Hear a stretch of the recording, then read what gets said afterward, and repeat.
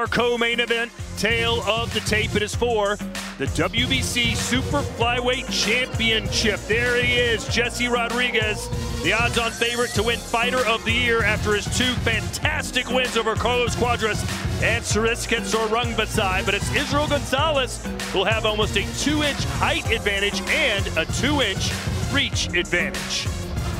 Well, a good round for Israel Gonzalez. Let's see if it's the first of many. No, I like the game plan in that first round by Gonzalez. He's countering everything to the body. Anytime you have a fighter that's so fluid with his upper body movement, it's hard to pin down his head. So you got to dig down to the body because that's going to be stationary. And Chris was interested. Look at this from Gonzalez. You mentioned that, hey, Jesse didn't really want this fight, but his trainer Garcia said you have to take this opportunity. This whole year he's done things that you wouldn't recommend. At his age, you wouldn't take short notice fight against Carlos Cuadras. You wouldn't fight Srisaket Sorungbasai back-to-back. You wouldn't come back and do this. But he's chasing greatness at a young age, and it is paying off big. Now, if you remember, before he faced Carlos Cuadras, a fight he took on 1 week's notice, he was prepared to fight at, I believe, 108 pounds, maybe moving up to 112. 115 really wasn't in his mind right away. I mean, 115 in Jesse Rodriguez's mind, even still, belongs to his brother, Joshua Franco, who was a WBA champion at 115 pounds. Good uppercut in the inside by Gonzalez, and he's still digging down to the body. Daniel, does it look a case of Israel Gonzalez is just going to have to keep throwing punches nonstop to keep Bam off him? Absolutely. I mean, Bam is doing the necessary things to be an inside fighter and to close that gap. But in small spurts, you find Julio able to do just like this. Meet him back with some great inside fighters, some great body shots, and pushing him back as well. So it's a 50-50 fight for me.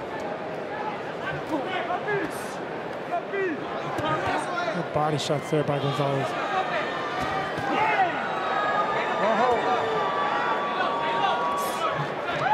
There's that first angle right there that we're so used to seeing from Bam Rodriguez.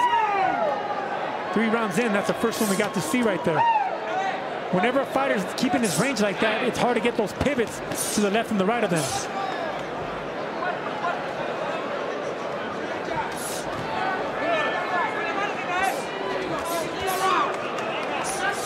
Nice steps to the side by Gonzalez. Very sweet boxing here.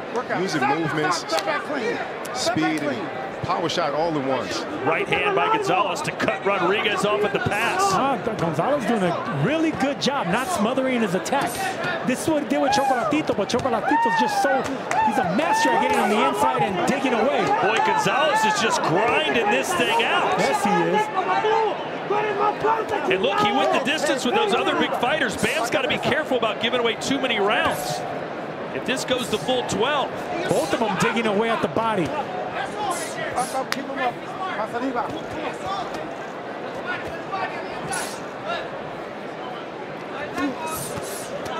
Mind you, Sergio, these are thumping body shots from both parties. I mean, I can hear it 20 feet away just from these fighters now. It's just some really hard shots from these small guys, but we all know that the little guys pack the power as well. And I love the fact that anytime Rodriguez lands 2 punches, Gonzalez comes back with 2 of his own. There's a good left from Bam Rodriguez.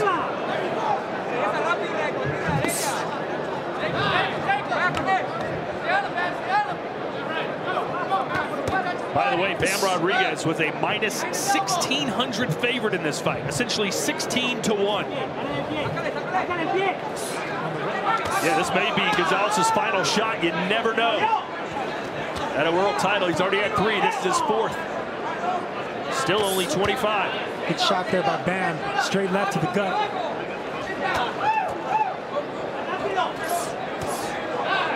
Bam definitely had a momentum since the last round. He's definitely making a shift in this fight, pushing him back and actually making a lot more accuracy in these punches too. So percentage-wise, he's definitely doing better.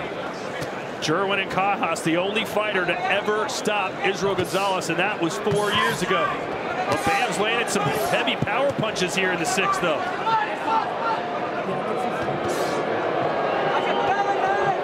Gonzalez getting more and more stationary.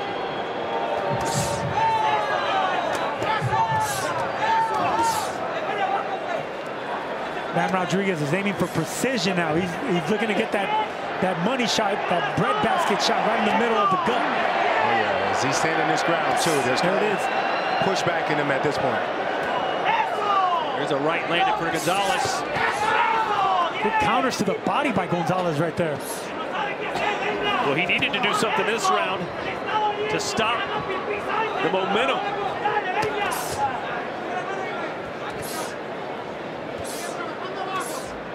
Some beautiful boxing, man, by both fighters.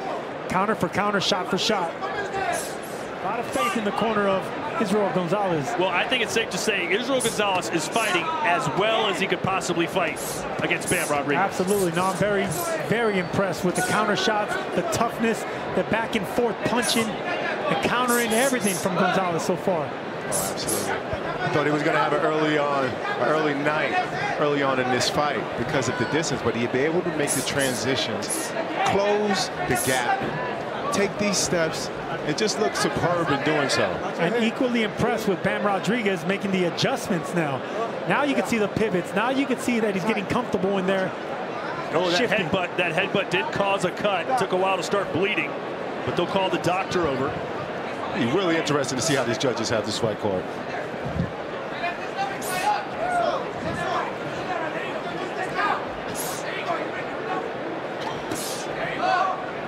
Nice left hand. I love the pressure being put on by Bam Rodriguez. Anytime Gonzalez tries to pivot out to the left or the right, Bam Rodriguez is right on him again. A nice little break. Hey, for Gonzalez here. Gonzalez is having a pretty good round, at least boxing, but injury-wise, he just took a low blow and he got a headbutt and a cut to the eyebrow this round. Or the foot fighting. Yeah, Bam with a sense of urgency now. Yeah, but respect to Gonzalez, still aiming, still looking for that body. Still with the combination, smart punching by Gonzalez, not loading up, just touching the shifty Bam Rodriguez. Low again, and Kenny Bayless has the decision to make here. I think that was on the bell line. I'd like to see that again, but that was on the bell line, it looked like to me. He's gonna do it. I would love to see a replay of that. I don't know if that was low, but 1 point low.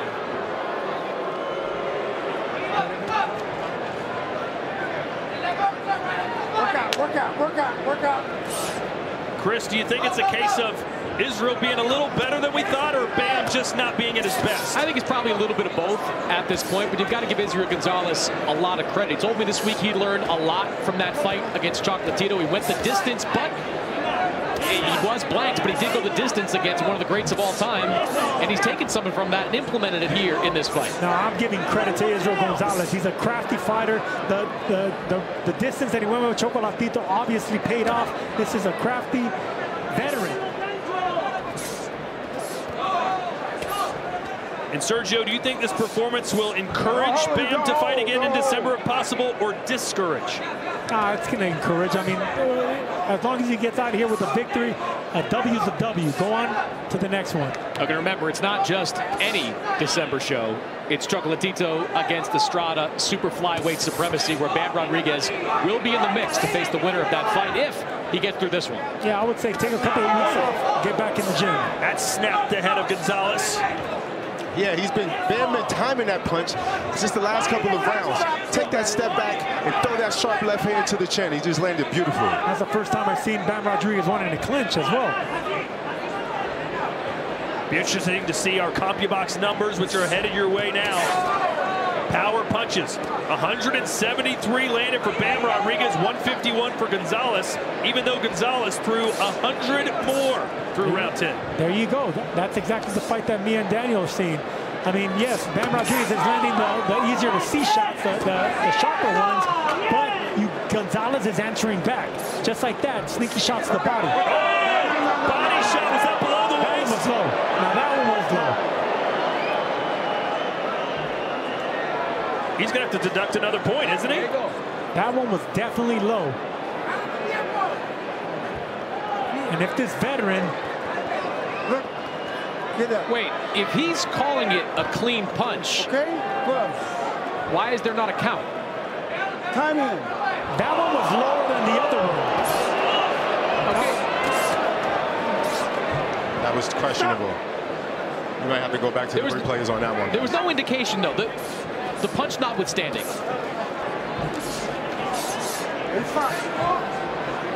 20 seconds left.